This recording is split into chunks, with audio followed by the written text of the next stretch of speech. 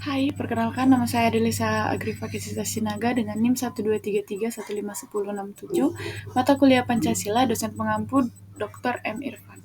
Saya dari BK Reguler A.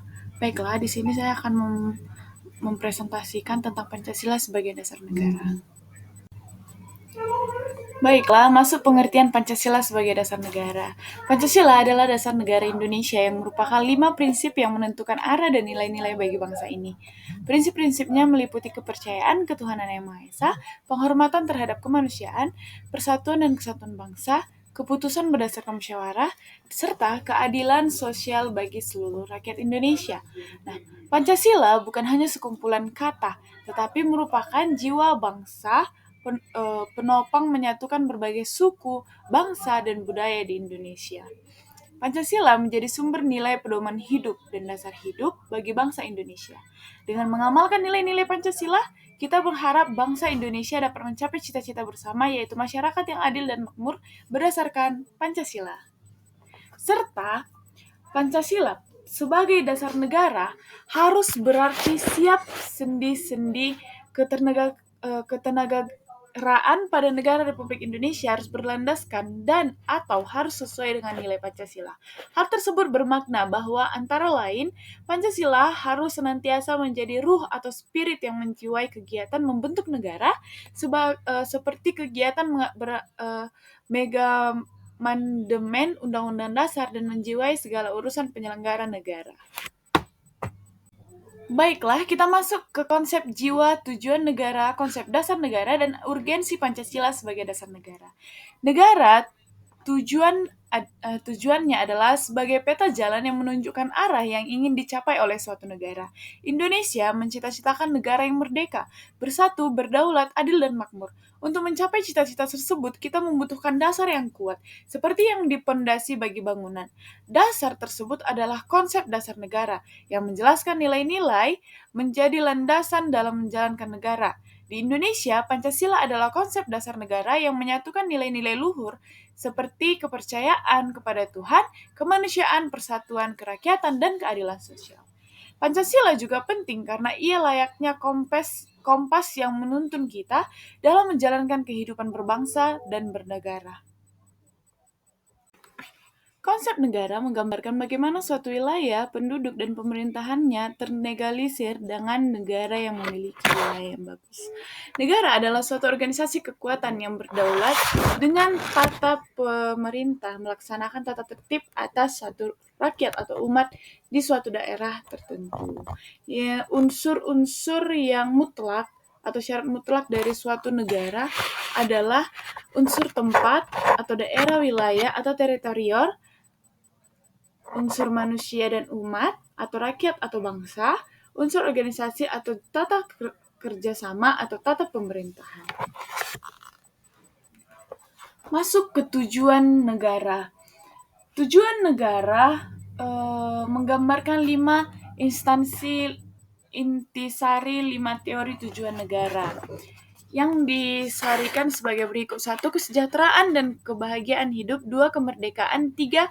Kekuatan kekuasaan dan kebesaran keagungan. 4. Kepastian hidup, keamanan dan ketertiban. 5. Keadilan. Langsung masuk ke aliran liberal individual. Aliran liberal ini berpendapat bahwa kesejahteraan dan kebahagiaan harus dicapai dengan politik dan sistem ekonomi yang liberal melalui persaingan yang bebas. Yang kedua, aliran kolektif atau sosialis. Aliran kolektif dan sosialis, aliran ini berpandangan bahwa kesejahteraan, kebahagiaan manusia hanya dapat diwujudkan melalui politik dan sistem ekonomi yang terpimpin atau totaliter. Nah, dari aliran kolektif atau sosialis ini terbagi dalam perbandingan tujuan negara, yaitu ada 3 negara. Yang pertama Indonesia. Tujuan negara sesuai dengan alinea keempat Undang-Undang Dasar 1945. Yang pertama, melindungi segenap bangsa. Yang kedua, melindungi segenap tumpah darah. Yang ketiga, memajukan kesejahteraan umum.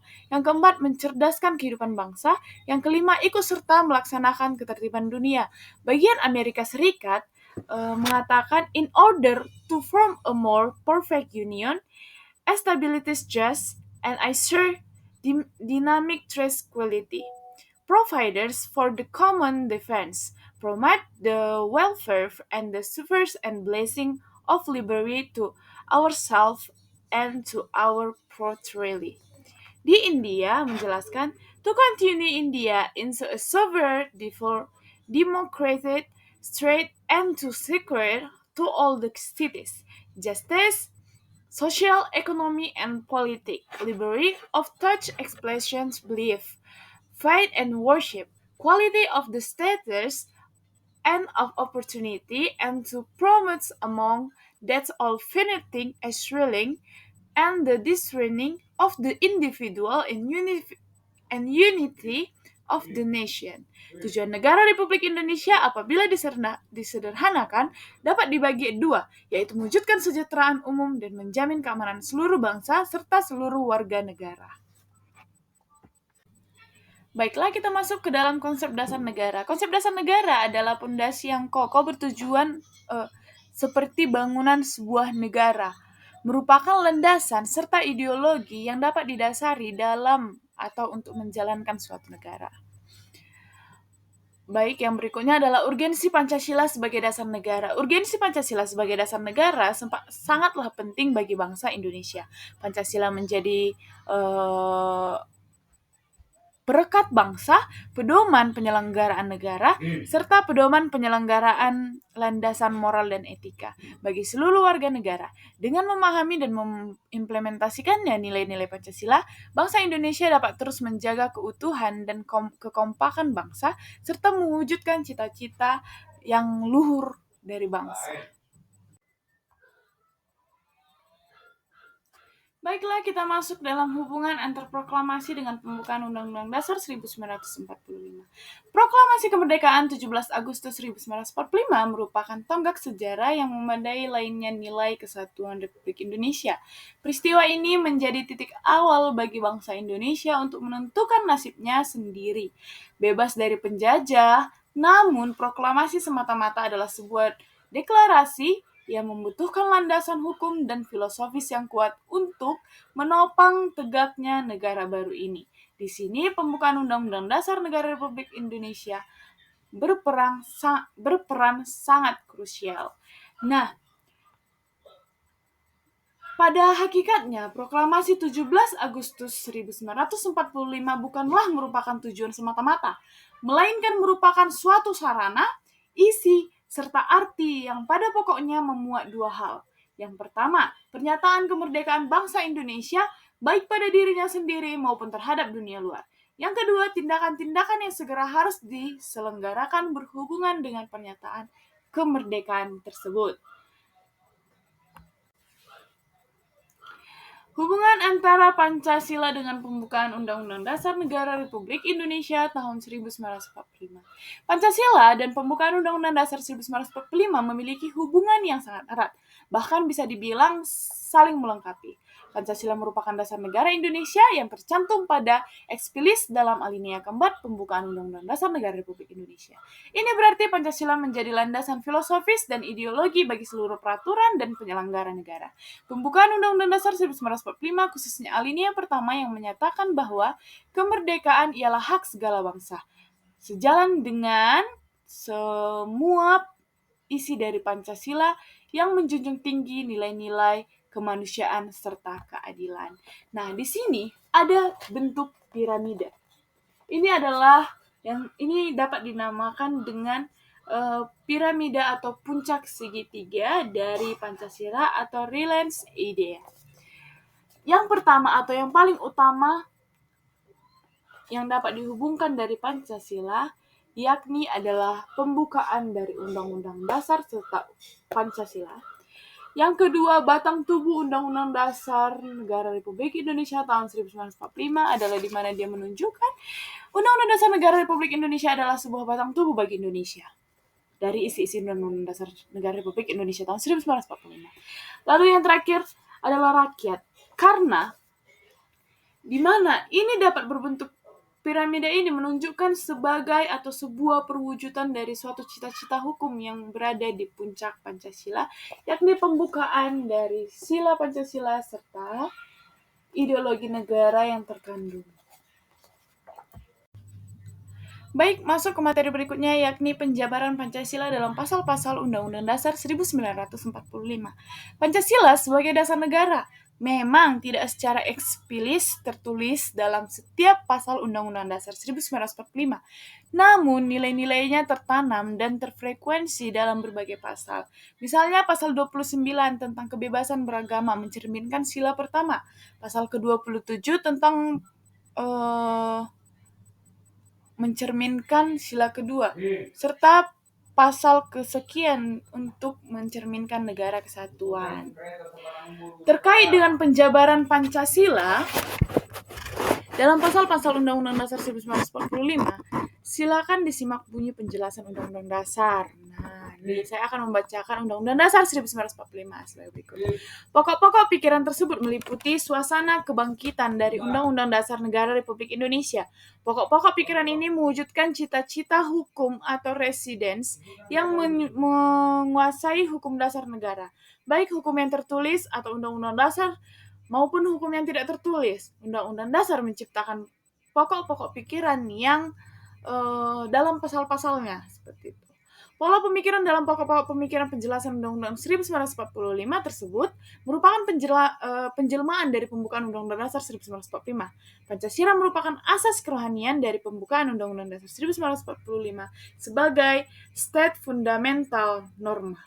Apabila disederhanakan, maka pola pemikiran tersebut dapat diuraikan menjadi satu. Pancasila merupakan asas kerohanian dari pembukaan Undang-Undang Dasar 1945 sebagai state fundamental norma. Yang kedua, pembukaan Undang-Undang Dasar 1945 atau kristalisasikan dalam wujud pokok-pokok pemikiran yang terkandung dalam pembukaan Undang-Undang Dasar. Yang ketiga, pokok-pokok pikiran yang terkandung dalam pembukaan Undang-Undang Dasar 1945 terjelma dalam pasal Undang-Undang Dasar 1945. Baik, kita masuk dalam implementasi Pancasila dalam pembuatan kebijakan negara khususnya di bidang politik, ekonomi, sosial, budaya, dan hankam. Implementasi Pancasila dalam pembuatan kebijakan negara di berbagai bidang menuntut keseimbangan dan sinergi antar sila. Bidang politik menekankan kerakyatan atau sila keempat melalui demokrasi dan perwakilan, menghindari dominasi kekuasaan tertentu. Kebijakan ekonomi atau sila kelima bertujuan untuk mewujudkan keadilan sosial, mengurangi serta mendorong pertumbuhan ekonomi secara kualitatif. Nah, terbagi lagi dalam 4 bidang. Yang pertama, dalam bidang politik. Implementasi dalam perumusan kebijakan pada bidang politik dapat ditransformasikan melalui sistem politik yang bertumbuh kepada asas kedaulatan rakyat berdasarkan konstitusi. Mengacu pada pasal 1 ayat 2 Undang-Undang Dasar 1945, beberapa konsep dasar implementasi dari nilai-nilai Pancasila dalam bidang politik dapat ditemukan sebagai berikut. Yang pertama, sektor suprastruktur politik. Yang kedua, sektor masyarakat. Nah, lanjut ke bagian bidang ekonomi. Mengacu pandangan dari Mupianto dalam Oesman dan Alfian 1993 mengenai 5 prinsip pembangunan ekonomi yang mengacu pada nilai-nilai Pancasila. Itu sebagai berikut. Yang pertama, ketuhanan yang Maha Esa. Roda perekonomian digerakkan oleh rangsangan-rangsangan ekonomi, sosial, dan moral. Yang kedua, kemanusiaan yang adil dan beradab. Ada kehendak kuat dari seluruh masyarakat untuk mewujudkan pemerataan sosial atau egalitarian sesuai asas-asas kemanusiaan. Yang ketiga, Persatuan Indonesia. Prioritas kebijakan ekonomi adalah penciptaan perekonomian nasional yang tangguh. Hal ini berarti nasionalisme menjiwai setiap kebijakan atau kejaksaan dalam ekonomi. Yang keempat, kerakyatan dipimpin oleh hikmat kebijaksanaan dalam permusyawaratan perwakilan. Koperasi merupakan sokoguru perekonomian dan merupakan bentuk yang saling konkret dalam usaha bersama. Yang kelima, keadilan sosial bagi seluruh rakyat Indonesia. Adanya imbangan yang jelas dan tegas antara perencanaan dan tindakan nasional untuk desentralisasi dalam pelaksanaan kebijakan ekonomi dan mencapai keadilan dalam ekonomi dan keadilan sosial. Kita masuk ke bidang sosial budaya. Sejatinya masyarakat Indonesia memiliki karakter yang hidup, bergotong royong sebagaimana disampaikan oleh Bung Karno dalam pidatonya 1 Juni 1945. Namun akhir-akhir ini semakin semangat gotong royong di kalangan masyarakat itu menunjukkan gejala yang semakin luntur gitu. Rasa persatuan dan kesatuan bangsa tergerus oleh tantangan arus globalisasi yang membuat nilai-nilai individualitis dan metalistik. Serta sangat diharapkannya semua strategi dalam mengikuti perkembangan kebudayaan yang selalu berubah itu adalah sebuah kebijakan sosial budaya harus menekankan rasa kerjasama atau rasa kebersamaan dan semangat bergotong royong dalam kehidupan bermasyarakat, berbangsa, dan bernegara.